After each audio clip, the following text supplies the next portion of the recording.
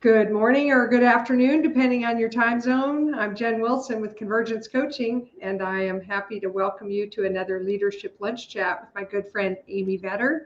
Amy, hi. Hello. Happy Friday. Happy Friday. Happy to be here with you again. Yes, I am too. I saw Fiddler on the Roof. This isn't what we're going to talk about, but I saw Fiddler on the Roof. My daughter had sudden tickets that were given to her, and I went Wednesday, I think, and they sing the song Sunrise, Sunset, which I always sort of heard through the filter of kids leaving parents or something. Oh, yes. But this time I heard it sitting there through the filter of, because it has a bunch of words around, how fast the days go and how fast that makes the weeks and months go. And just now when you said, happy to be here for another Friday, it really feels like time is flying. It totally. Mid-February. Happy Valentine's Day, everybody. Just unbelievable. And so before the year runs away with us, quickly flies the years. Before this year flies, we're hoping that you all are going to make sure that you stop and circle the wagons at some point, and the sooner the better, on your top three priorities as a firm. And so Amy and I thought we'd talk a little bit about maybe how to get to those priorities, perhaps, and also what things to consider when you're thinking about the priorities and what things not to avoid. We were both kind of noticing that our clients are tending to gravitate toward talent related topics, which is a big deal right now. But in that, they're being able to sort of hide out from some other things they should be working on. And so that's what we thought we'd talk about today. And we welcome your comments along the way. Join us in social media by posting, and we should be able to see those comments as we go. So, Amy, do you want to start off talking about this top three priorities as a firm and some of your ideas there? Sure. So, as you said, I think when you go through a prioritization session, we are typically in a room with people like us. And a lot of times when we're in a room with people like us, there are things that we know that are elephants in the room that we don't necessarily discuss on our own because it's uncomfortable. We also don't want to create waves a lot of times and so forth. And really, what the planning process is about is to take a step back, to pause, to really assess and talk about the hard issues. Not that the issues around staffing is not a hard issue, but there's a lot of layers deep into staffing issues, much beyond that people are just quitting. And so when going through this process, sometimes the first place to stop and look is ourselves and really truly taking a good assessment and serving the company versus our personal interest, which you call selfish interest a lot of times on this talk that we have every week. But it is part of generous leadership is to take a good assessment of ourselves and making sure that we want to serve the company as a whole. And the problem is in a lot of firms that it's an eat what you kill mentality.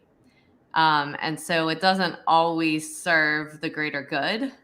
And because of that mentality, it creates behaviors that permeate through the firm. So, when we're prioritizing, I think it's really important that we do take a hard look at things like partner compensation, things like how we're leading, what our culture's like, how we're coaching people to be leaders and so forth, not just all on, surface level things that are more easy to talk about.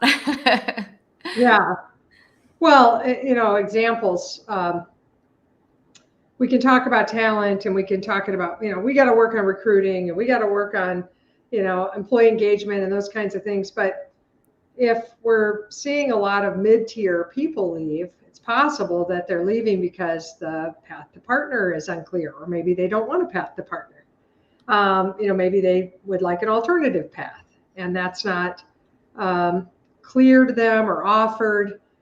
So they're leaving because we haven't stopped and said, hey, is the only way to get ahead here, up or out? Or what are the impediments to path to partner? And, for some, it may be like, they've attended other emerging leaders conferences around the country and webinars and been reading, and they're like, wow, the buyouts in this country sound like they might be needing to be renegotiated. They're too rich. And how do I bring that up? And, and so we may know that the firm does or does not have a difficult buyout problem, an untenable buyout equation. But the staff don't know whether you do or not. They're hearing out there in the marketplace that it needs to happen. And so we're not talking about those kinds of things. We don't bring those to the table. We try to sort of keep it to the easier, lower hanging fruit or the more obvious surface things. And when we facilitate these kind of discussions, we like to do a survey ahead of time. We don't make it anonymous, but we're the one hosting it. So we see who said what, but but we don't allow that to be revealed. We scrub the data and aggregate it. But that survey is so helpful before a partner retreat or before a key leadership meeting to try to find out what the team feels like the top priority should be, what the key leaders think. That's one way of surfacing some of these hidden problems or concerns that people have that are going to inhibit your success. So we don't just sort of rubber stamp our top 3 priorities for 2022 being the things that are most comfortable for us to discuss, or frankly, to blame others. Mm-hmm. This turnover issue or not, having the right staffing or capacity being super thin, sometimes leadership teams like to, say that's our problem, and HR should do something about it. And so it's not even an issue sitting at our table per se. So that's a risk we run when we're picking those top 3 priorities, that we stay surface and that we stay on things that make us not have to look deeply at what we personally have to change. Yeah. And I think it's really important to bring up these issues at these times. Anyone that you've talked to that has been through partnership issues later will always say, wish we would have talked about this sooner. It's kind of like insurance. You can't get it when you need it if you don't get it when you're healthy, right? And so, I was having a discussion with a group of firms yesterday, and it is such an uncomfortable conversation to have about buy-sell agreements, and also just understanding what job descriptions are for each partner, that they don't all look the same, that they're different of what the firm needs and how compensation works because of that. And so part of restructuring culture and restructuring how the firm's going to work in the future starts at the basics with these types of conversations. And so if you haven't had the conversation or you haven't had it in a while, it's a really important thing when we talk about prioritization to talk about it at this point in the year, as you're beginning of the year, to really set things on the right track and make sure everybody knows who's doing what and why, so that there's not backroom talking, there's not feelings like someone's bringing in more than somebody else, but if other people have more operational roles, that being reflected properly. And if someone is unhappy as a leader or partner or ready to retire, making sure it's not going to destroy the firm by them leaving. And that's why these discussions are so important. I always talk about it in the essence of, it's like a prenup before you get married. It's something you don't want to do, but it's an important thing to do to make sure that at the end of the day, when you're getting along and everything is going well, that you're discussing the things that are most important to the business. And then through those discussions, prioritization happens, because when you're creating job descriptions, you're creating job description based on what the needs are of the business. And just like you would do with clients every year, resetting engagement letters, this is something every year you should be reviewing. Are the job descriptions right? Are there things that I would be more interested in as a partner and leading an initiative in the firm and so forth, where we don't just go status quo year after year after year. Right. And, you know, the word job description may sound long or something, but it's like who owns which priority and how will we measure success for those? You know, what is it's roles and responsibilities at a bulletized level, like how is my role changing based on our top 3 priorities? What should I be focused on this time around? And my partner Tamara and I just did that. We were in Florida for a conference, and normally we would involve others on our team in a more meaningful way than we did. We've involved them on the back end to help that have us like affirm or shift or change the top 3, but because of some folks being out and just the way the calendar fell, Tamara and I went through and stopped and said, well, what do you think the top 3 priorities are, and what are, and we ended up shuffling things between us, you know, things that I might have been owning last year got to a certain place, and now it's time to take them somewhere else, and Tamara is going to take those over, or Renee or somebody else, and I'm shifting to do something else. And so that's really critical. If you don't figure this stuff out, you all just sort of show up pushing the same rocks that you were pushing and have always pushed, and those might not be that important anymore. That might not be highest and best use. Something else may have emerged that really needs your focus instead, and you have to be willing to shift. I put in the chat some common, you know, things that get overlooked or overstepped or whatever you want to talk about when we're picking these top 3 priorities. It's astounding to me. I'm going to say something that for me just really feels like, of course, but how many firms don't do this? Every time you set your strategic priorities and you meet as a partner group in a strategic planning way, at least annually, you need to go around the table and say, here are my plans for the future, and here is my estimated retirement date. Even if I am 38 years old, I should be always thinking about, like, how am I doing in my role, guys? And, you know, here's how I feel about it. And here's when I think I probably will be transitioning out of this place. This is what I picture for myself. And I always tell people, young people will set a date that's like, you know, I'm going when I'm 58. People that are closer to 60 are like, I'm going when I'm 67, or, you know, they start pushing that date a little bit. But I run into firms, and I just was on the phone with a firm this week where they are guessing about when the partners will retire. And there are a bunch in their 60s, and they're like, well, I think Susan's going to go before Tim, but I'm not sure, you know. And I'm like, whoa, how could that be? You know, like we're backroom handicapping or something. Let's do a pool. You know, my bet is that she's going in 3. You know, and I'm like, how can we have a strategy for transition and succession and calculate buyouts to make sure they're sustainable and make sure there are the right people in place to transition the work, and how can you do it if we're guessing?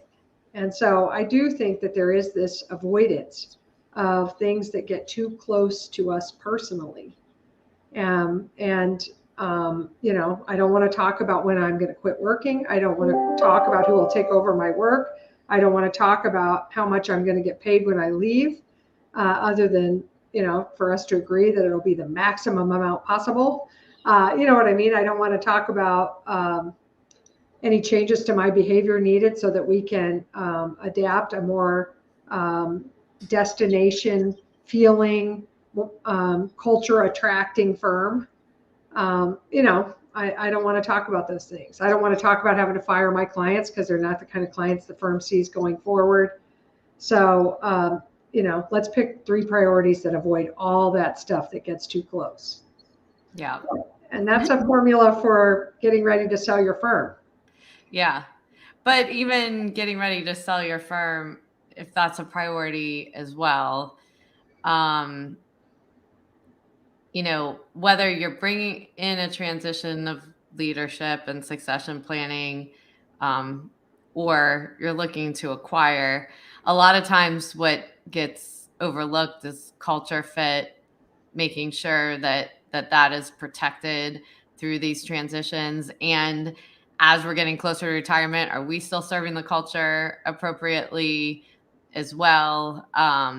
That all creates firm overall health, whether that's as far as monetarily, culture, whatever that mindset, whatever that is.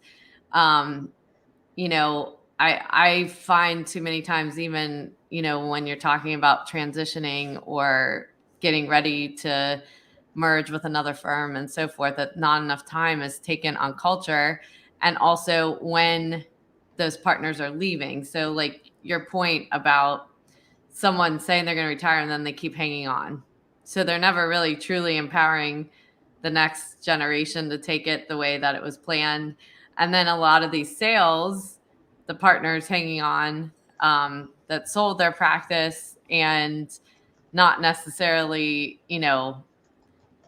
where I've seen clients run to the old partner to, try to get around any new initiatives or rules or ways of operating, because there is a transition. And so all of these things every year need to be looked at to make sure that everybody is believing in the mission, the purpose, the culture, the wellness of how you operate. And if not, what are the things that you do in that situation, and make sure everyone's in agreement. When someone is falling out of line, it doesn't just mean it's a staff person just because it's another owner partner, in the mix.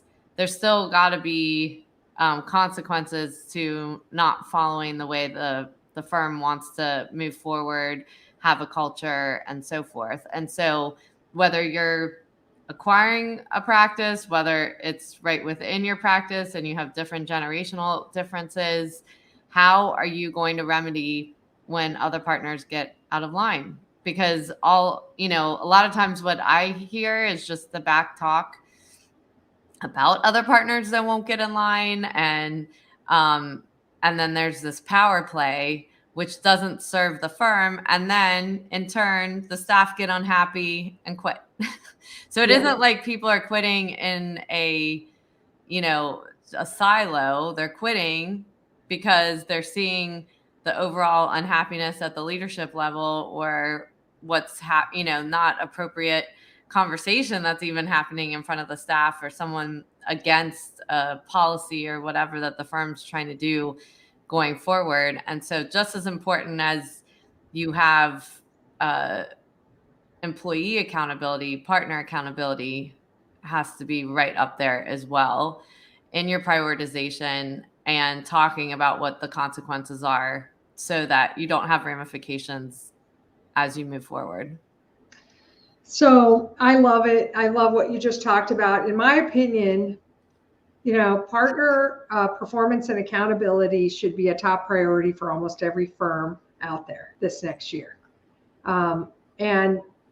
We should be open to discussing what's expected of partners in terms of performance and behavior in this new paradigm, and documenting that expectation in like partner or shareholder or leadership code of conduct for the behavioral side, and then also documenting those roles and responsibilities and how success will be measured, and not rubber stamping it same as last year for partner performance and accountability expectations in 2022 and beyond, because it's a different ball game out there. And to just keep running the partner piece of it like nothing has to change, in my opinion, is crazy. And it's not going to allow the firm to change at the rate of change we need. Not talking about partners who aren't performing, not talking about partners who are unhealthy. There are a decent number of unhealthy partners out there, whether it's mindset discord, or physical unhealthiness, which messes with mindset and performance.